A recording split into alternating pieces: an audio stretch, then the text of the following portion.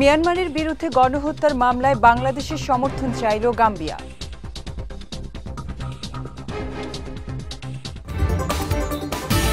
কাল ঢাকায় আসছেন জাতিসংঘ মহাসচিব, যাবেন রোহিঙ্গা ক্যাম্পে।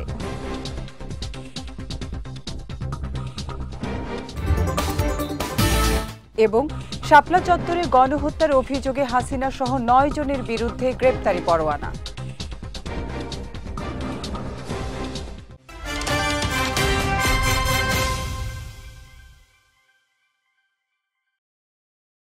আসসালামু আলাইকুম। বিজয় রাতের সংবাদে আমন্ত্রণ জানাচ্ছি আমি উম্মে কুলসুম। শুনছিলেন শিরোনাম, এবারে বিস্তারিত।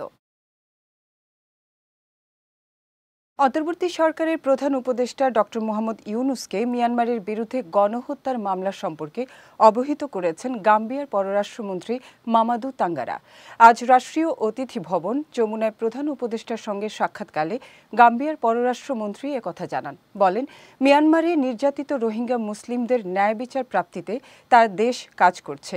প্রধান উপদেষ্টার প্রেস উইং জানায়, ডক্টর ইউনুস রোহিঙ্গা জনগোষ্ঠীর পক্ষে কাজ করার জন্য এবং এ মামলায় সফল হওয়ার জন্য আফ্রিকান দেশটির প্রতিশ্রুতি ও অব্যাহত প্রচেষ্টার জন্য গাম্বিয়াকে ধন্যবাদ জানান।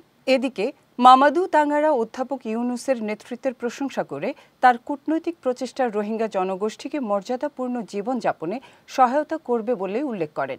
বৈঠকে রোহিঙ্গা বিষয়ক প্রধান উপদেষ্টার উচ্চ প্রতিনিধি ডক্টর খলিলুর রহমান এবং বাংলাদেশ সরকারের জ্যেষ্ঠ সচিব ও এসডিজি বিষয়ক প্রধান লামিয়া মোর্শেদ উপস্থিত ছিলেন। আগামীকাল বিকেল ৫টায় ঢাকায় আসছেন জাতিসংঘ মহাসচিব অ্যান্তনিও গুতেরেস। এ তথ্য জানিয়েছেন প্রধান উপদেষ্টার প্রেস সচিব শফিকুল আলম। বিকেলে ফরেন সার্ভিস একাডেমিতে আয়োজিত প্রেস ব্রিফিংয়ে তিনি বলেন, ৩ দিনের সফরে গুতেরেস বেশ কয়েকটি গুরুত্বপূর্ণ বৈঠক ও কর্মসূচিতে অংশ নেবেন। ১৪ মার্চ সকালে ইন্টারকন্টিনেন্টাল হোটেলে পররাষ্ট্র উপদেষ্টা ও উচ্চ প্রতিনিধির সঙ্গে বৈঠক করবেন জাতিসংঘ মহাসচিব। পরে প্রধান উপদেষ্টার সঙ্গে তার কার্যালয়ে সাক্ষাৎ করবেন। সেখান থেকে জাতিসংঘ মহাসচিব ও প্রধান উপদেষ্টা রওনা হবেন কক্সবাজারের উদ্দেশ্যে। দুইজনই রোহিঙ্গা ক্যাম্প পরিদর্শন করবেন। সেখানে ১ লাখ রোহিঙ্গার সঙ্গে ইফতারে যোগ দিবেন তারা। প্রেস সচিব আরও জানান, ১৫ মার্চের আরও কিছু কর্মসূচি রয়েছে জাতিসংঘ মহাসচিবের। কালকে ইউনাইটেড নেশনের সেক্রেটারি জেনারেল অ্যান্তনিও গুতেরেস আসছেন বাংলাদেশের জন্য। এটা খুবই ইম্পর্টেন্ট একটা ভিজিট।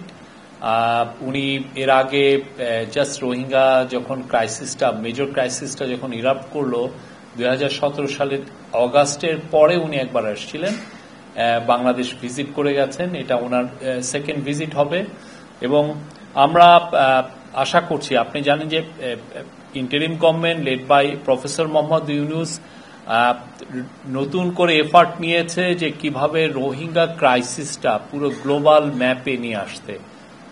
গ্লোবাল যে অনেকগুলো ক্রাইসিসের চাপে রোহিঙ্গা ক্রাইসিসটা আসলে অনেক ধামাচাপা পড়ে, মানে ফোকাসটা এখানে ছিল না।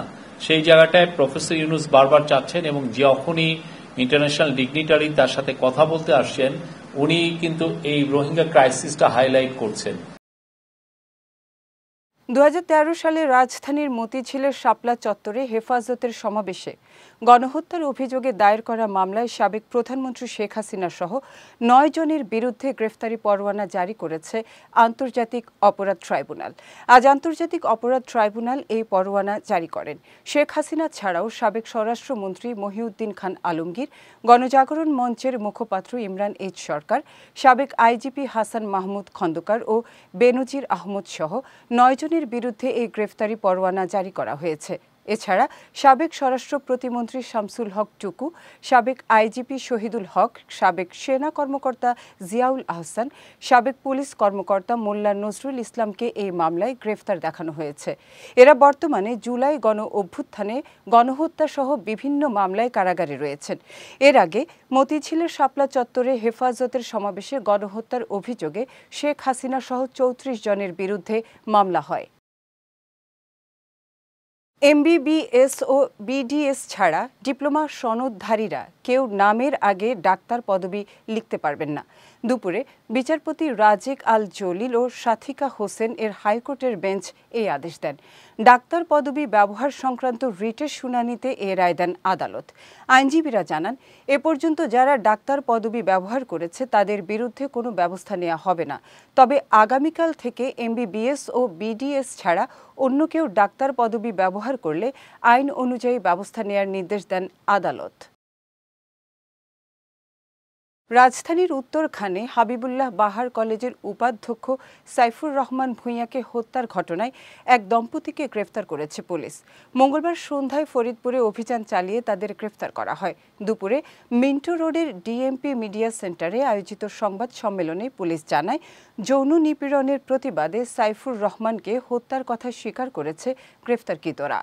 পুলিশ আরও জানায়, নাজিম রূপা দম্পতি আশ্রিতা হিসেবে হাবিবুল্লাহ বাহার কলেজের শিক্ষকের বাসায় আশ্রয় নিয়েছিলেন। সেই সুযোগে বিভিন্ন সময় রূপাকে যৌন হয়রানির চেষ্টা করে সাইফুর রহমান। এছাড়াও এই দম্পতিকে নানাভাবে হুমকি দিয়েও নির্যাতন করার অভিযোগ রয়েছে। পুলিশ জানায়, 9 মার্চ রাতে আবারও রূপার শ্লীলতা হানির সময় স্বামী নাজিম বুঝতে পারায় ওই দম্পতি ধারালো অস্ত্র দিয়ে সাইফুর রহমানকে আঘাত করে পালিয়ে যায়। 10 মার্চ রাজধানীর একটি হাসপাতালে মারা যান সাইফুর রহমান।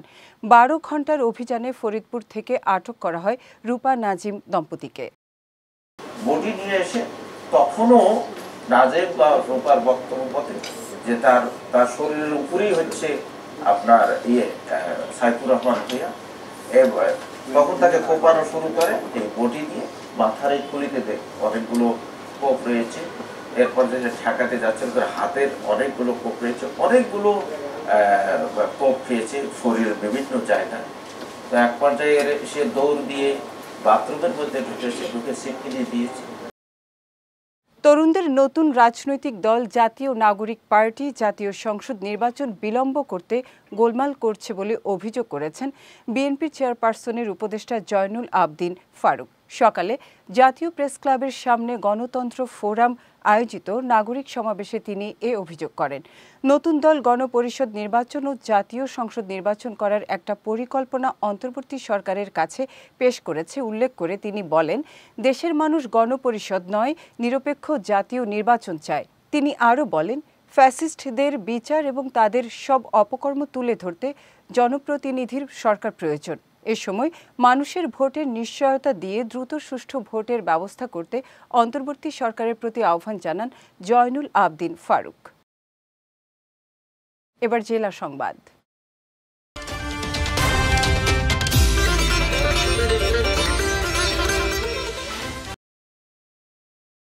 মাদারীপুরে মসজিদের ভেতর 3 জনকে কুপিয়ে হত্যা মামলার প্রধান আসামিসহ 2 জনকে গ্রেফতার করেছে র্যাব। দুপুরে বরিশাল নগরীর রূপাতলী র্যাব 8 সদর দপ্তরে আয়োজিত সংবাদ সম্মেলনে বিষয়টি নিশ্চিত করেন লেফটেন্যান্ট কর্নেল নিস্তার আহমেদ।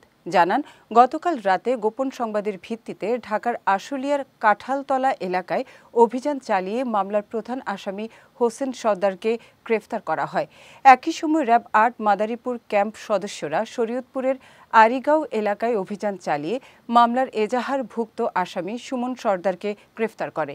এর আগে গত 8 মার্চ উপজেলার খোয়াজপুর টেকেরহাট এলাকায় বালু ব্যবসাকে কেন্দ্র করে দ্বন্দ্বের জেরে মসজিদের ভেতর ঢুকে আপন 2 ভাই ও তাদের চাচাতো ভাইকে কুপিয়ে হত্যা করে দুর্বৃত্তরা। পরে এ ঘটনায় 56 জনের নাম উল্লেখ করে মামলা করেন নিহত 2 ভাইয়ের মা সুফিয়া বেগম। শেরপুরের সীমান্ত থেকে 7,14,000 টাকার ভারতীয় জিরাসহ ইয়াসিন আনোয়ার নামে এক কারবারিকে আটক করেছে বিজিবি। ভোরে ঝিনাইগাতি উপজেলার জামতলী এলাকা থেকে তাকে আটক করা হয়। বিষয়টি নিশ্চিত করে ময়মনসিংহ ব্যাটালিয়ন 39 বিজিবির অধিনায়ক লেফটেন্যান্ট কর্নেল মোহাম্মদ সানবীর হাসান মজুমদার জানান, গোপন সংবাদের ভিত্তিতে নকশি ক্যাম্পের কোম্পানি কমান্ডার সুবেদার আব্দুল লতিফের নেতৃত্বে অভিযান চালায় বিজিবি। অভিযানে ভারত থেকে অবৈধ পথে আনা জিরা, একটি ল্যান্ড পিকআপ ও একটি মোটরসাইকেল সহ ইয়াসিন আনোয়ারকে আটক করা হয়। পরে জব্দকৃত আলামত সহ আটককৃতকে ঝিনাইগাতি থানায় হস্তান্তর করা হয় বলেও জানিয়েছে বিজিবি। যাচ্ছি খেলার সংবাদে।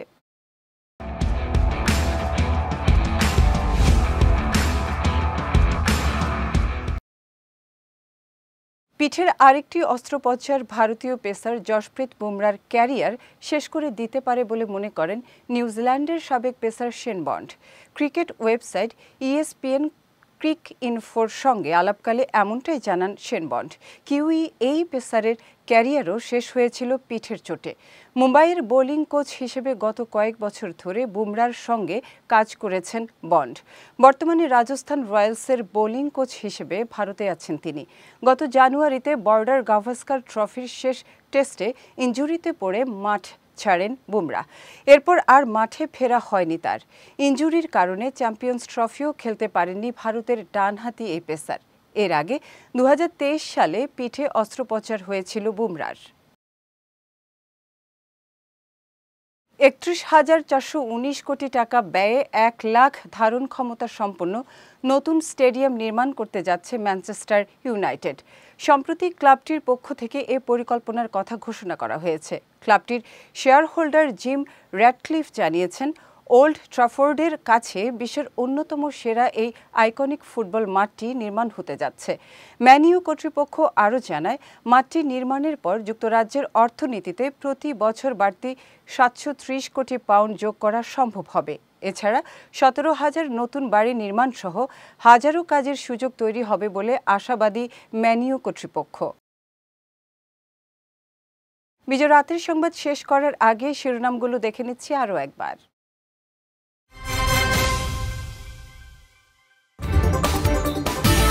মিয়ানমারের বিরুদ্ধে গণহত্যার মামলায় বাংলাদেশের সমর্থন চাইল গাম্বিয়া।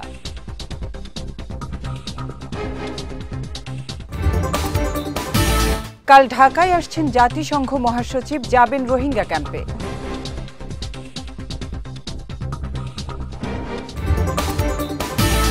এবং শাপলা চত্বরে গণহত্যার অভিযোগে হাসিনা সহ 9 জনের বিরুদ্ধে গ্রেপ্তারি পরোয়ানা।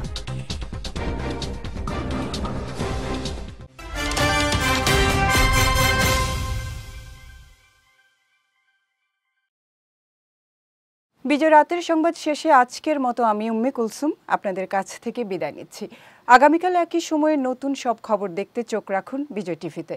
এছাড়াও আজকের বিজয় রাতের সংবাদের ভিডিও দেখতে পারেন আমাদের ইউটিউব এবং ফেসবুক পেজে। আমাদের ইউটিউব হলো youtube.com/bijoytvofficial এবং আমাদের ফেসবুক পেজ হলো facebook.com/bijoytvlimited। এতক্ষণ সঙ্গে থাকার জন্য ধন্যবাদ সবাইকে।